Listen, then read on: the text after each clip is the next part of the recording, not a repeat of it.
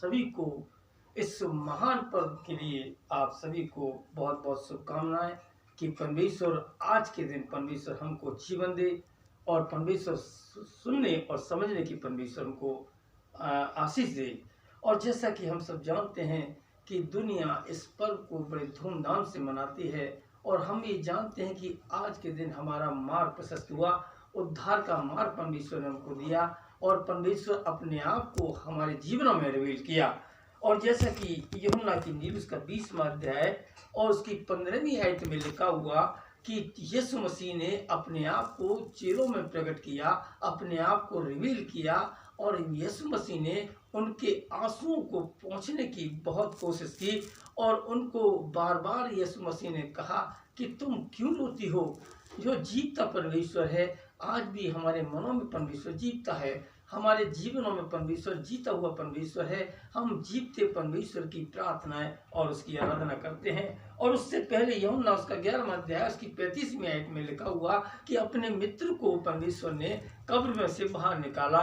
और ये भी लिखा हुआ यूहन्ना 11वां अध्याय की 35वीं आयत में कि यीशु मसीह स्वयं रोया जब उसका मित्र लाजर मर गया और उसकी दोनों बहन उसके पास आईं और उससे ये बार बार कहने लगी कि हे प्रभु, यदि तू होता तो मेरा भाई न मरता। यीशु मसीह जानते थे कि उसको क्या करना है। हमारे जीवन की स्थिति को यीशु मसीह जानता है कि हमारे जीवन में क्या क्या समस्या है, हमारी इच्छा क्या है, वो परमेश्वर जानता है। और हमारे उन विश्वास के द्वारा परमेश्वर हमको फल देता है। क्योंकि मरियम से भी, मार्था से भी यीशु मसीह ने ये कहा कि यदि तू विश्वास करेगी तो परमेश्वर की महिमा को देखेगी। आज वही यीशु मसीह यूहन्ना उसका 20वां अध्याय और उसकी 15वीं आयत में मरियम से इस बात को कहता है कि तू क्यों रोती है, किसको ढूंढती है। वो यीशु मरा नहीं बल्कि जीवित हो गया है। आज हमारे जीवनों में परमेश्वर जीवित है, हमारे मन और हृदय में परमेश्वर जीवित है। परमेश्वर आज कल हमेशा एक सा परमेश्वर है।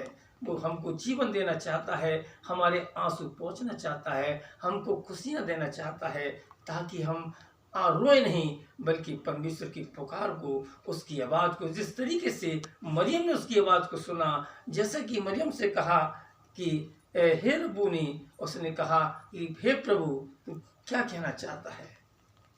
उसकी आवाज़ को उसने पहचाना, हम भी उसकी आवाज़ को पहचाने ताकि परमेश्वर हमको भरपूरी का जीवन दे, हमारे आंसुओं को पहुँचे, हमारी हर एक परिस्थिति को परमेश्वर समझने वाला पिता ठहरे। प्रभु आप सबके साथ हो।